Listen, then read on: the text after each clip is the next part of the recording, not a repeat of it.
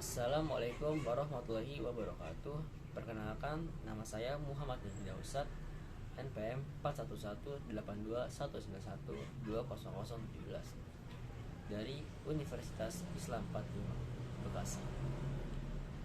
Prodi PJKR, mata kuliah Pertumbuhan Perkembangan Peserta Didik, dan yang terhormat dosen pengampu Ibu Yunita Lasma.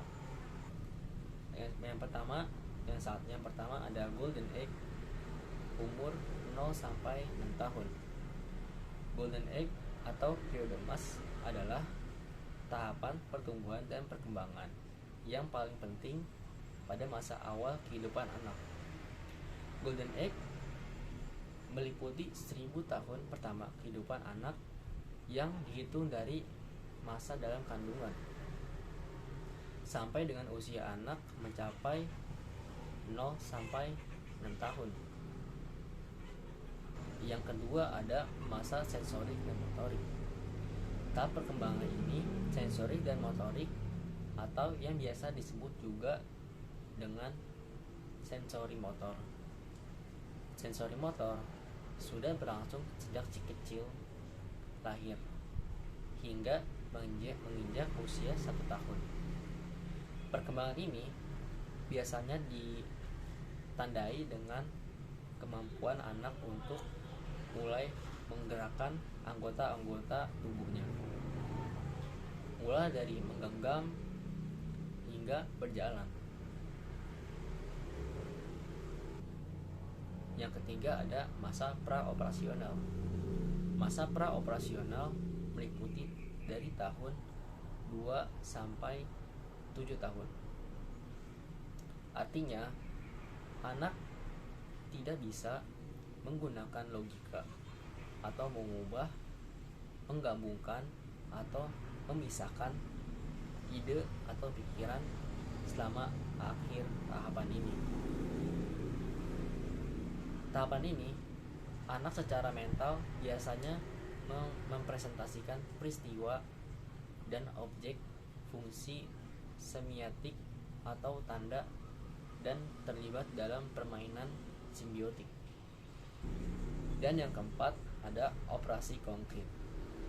Pada anak usia 7 tahun akan memasuki tahap operasional konkret. Yang keempat ada operasional konkret. Pada anak yang keempat ada operasional konkret. Anak pada usia 7 tahun akan memasuki tahap operasional konkret, di mana anak sudah mampu berpikir rasional, seperti penalaran untuk menyelesaikan suatu masalah yang konkret atau aktual. Namun, bagaimanapun juga, dalam kemampuan berpikir mereka masih terbatas pada situasi nyata. Pada tahapan operasional konkret ini, anak memiliki kemajuan kognitif pada pemahaman yang lebih baik dibandingkan dengan anak pada tahapan praoperasional dalam hal hubungan spasial, kategorisasi, dan konversasi. Yang kelima ada operasional formal. Tahap formal operasional biasanya terjadi pada umur 12 tahun ke atas. Periode ini, anak dapat menggunakan operasi konkret untuk membentuk yang lebih kompleks. Kemajuan pada anak selama periode ini adalah ia tidak perlu berpikir dengan pertolongan benda atau peristiwa konkret. Ia mampu kemampuan untuk berpikir abstrak. Anak-anak sudah mampu memahami bentuk argumen dan tidak dibingungkan oleh sisi argumen, dan karena itu disebut operasi formal. Yang keenam ada adolescence. Adolescence atau remaja merupakan periode kritis peralihan dari anak menjadi dewasa. Pada remaja terjadi perubahan hormonal, fisik, psikologis maupun sosial yang berlangsung secara sekuensial. Pada anak perempuan, awitan pubertas terjadi pada usia 8 tahun, sedangkan anak laki-laki terjadi pada usia 9 tahun. Faktor genetik, nutrisi, dan faktor lingkungan lainnya dianggap berperan dalam awitan pubertas. Perubahan fisik yang terjadi pada periode pubertas ini juga diikuti oleh maturasi emosi dan psikis. Secara psikososial, pertumbuhan pada masa remaja adolescence dibagi menjadi 3 tahapan, yaitu ada early, ada middle, dan late adolescence. Masing-masing tahapan ini memiliki karakteristik tersendiri. Segala sesuatu yang mengganggu proses maturasi ini dan hormonal pada masa remaja ini dapat mempengaruhi perkembangan psikis dan emosi, sehingga diperlukan pemahaman yang baik tentang proses perubahan yang terjadi pada remaja dari segala aspek. Yang ketujuh ada efektif. Efektif adalah segala sesuatu yang berkaitan dengan sikap, watak, perilaku, minat, emosi, dan nilai yang ada di dalam diri setiap individu. Menurut beberapa ahli, efektif ini erat kaitnya dengan kognitif. Yang kedelapan ada kepribadian. Kepribadian adalah keseluruhan cara seseorang individu bereaksi dan berinteraksi dengan individu lainnya. Di samping itu, kepribadian secara diartikan sebagai ciri-ciri yang menjadi pada diri dari individu. Seperti kepada orang yang pemalu dikenal atribut kepribadian pemalu. Kepada orang yang supel diberikan atribut kepada kepribadian subsi atau supel, dan kepada orang yang pelin-pelan, pengecut, dan semacamnya diatributkan sebagai tidak punya kepribadian. Yang kesembilan ada IQ dan tingkatan. Tingkatan IQ seseorang dapat digolongkan pada tingkat yang pertama ada 80 sampai 90 diartikan sebagai tingkatan IQ rendah yang masih dalam kategori normal atau dalam bahasa istilahnya dul normal. Yang kedua ada 91 sampai 110. Biasanya ini tingkatan IQ normal pada rata-rata. Yang ketiga ada 111 sampai 120 maksudnya. Tingkatan IQ tertinggi dalam kategori normal atau bahasa istilahnya break normal. Yang ke-10 ada emotional quotient. Emotional quotient disingkat atau EQ adalah kemampuan seseorang untuk menerima, menilai, mengelola, serta mengontrol emosinya, dirinya, dan orang lain sekitarnya. Dalam hal ini, emosi mengacu pada perasaan terhadap informasi akan suatu hubungan, sedangkan kecerdasan intelijen mengacu pada kapasitas untuk memberikan alasan yang valid akan suatu hubungan. Kecerdasan emosional atau EQ belakangan ini dinilai kalah penting dengan kecerdasan intelektual atau IQ. Yang ke-11 ada social quotient.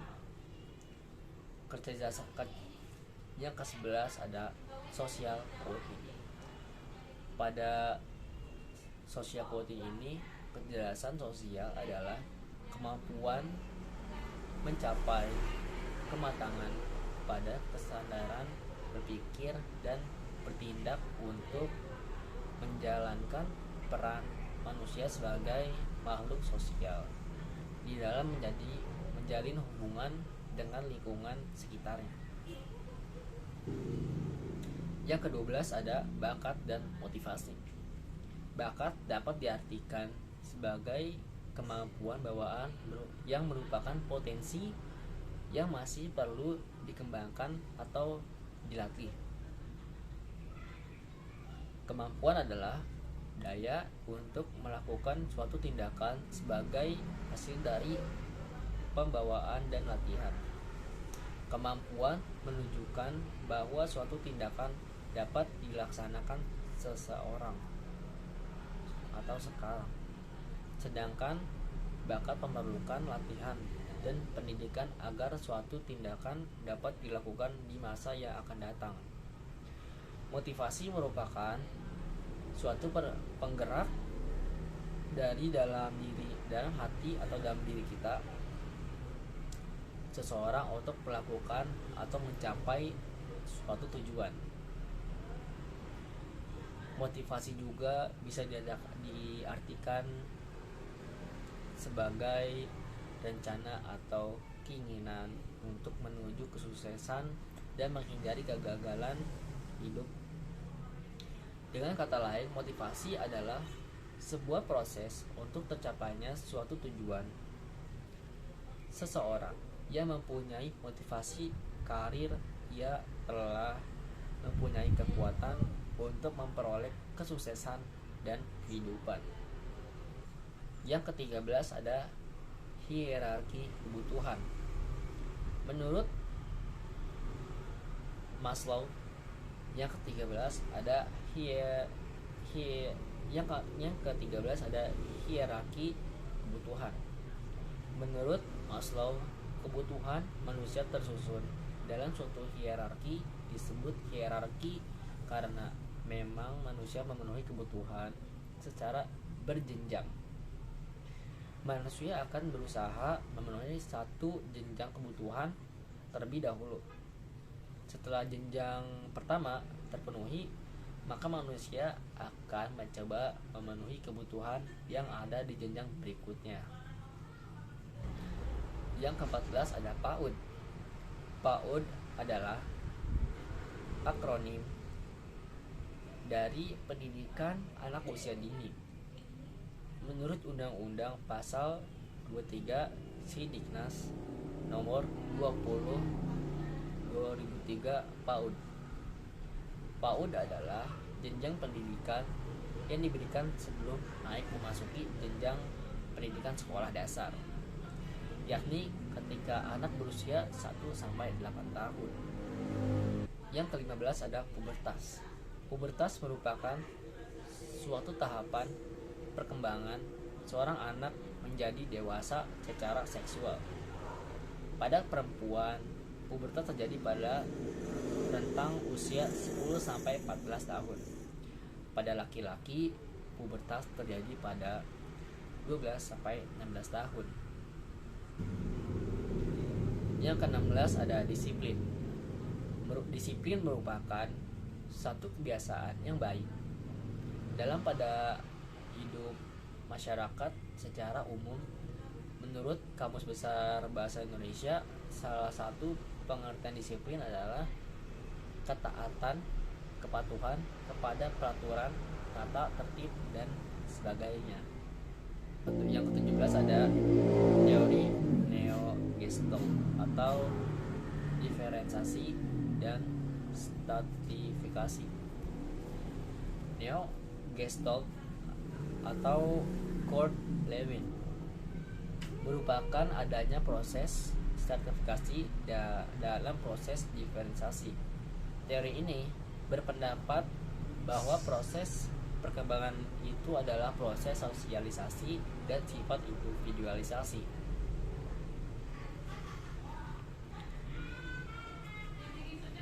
Dan yang ke-18 ada bimbingan. Bimbingan adalah tahapan yang diberikan kepada individu atau peserta didik agar dengan prestasi dan atau potensi yang dimiliki mampu mengembangkan diri secara optimal dengan cara memahami diri, terus mengatasi hambatan guna menentukan rencana masa depan yang lebih baik. 18. Bimbingan. Bimbingan adalah 18. Bimbingan adalah bantuan yang diberikan kepada individu peserta didik agar dengan potensi yang dimiliki secara optimal dengan jalan memahami diri, memahami lingkungan, mengatasi hambatan guna menentukan rencana masa depan yang lebih baik. Yang ke-19 ada Tuturi Handayani, memiliki arti bahwa guru di belakang anak didik diharapkan dan mau memberikan kepercayaan dalam melaksanakan tugas dengan baik. Semboyan ini diwujudkan dengan pemberian tugas maupun belajar secara mandiri. Yang ke-20 ada bullying. Bullying berasal dari bahasa Inggris yang asal katanya bully. Jika diartikan dalam bahasa Indonesia berarti menggertak atau mengganggu. Menurut Always, bullying merupakan suatu perilaku negatif berulang yang bermaksud menyebabkan ketidaksenangan dan menyakiti oleh seorang lain, baik satu atau beberapa secara berlangsung terhadap seseorang yang tidak mampu melawannya. Terima kasih. Sekian dari video ini. Saya akhiri. Wassalamualaikum warahmatullahi wabarakatuh.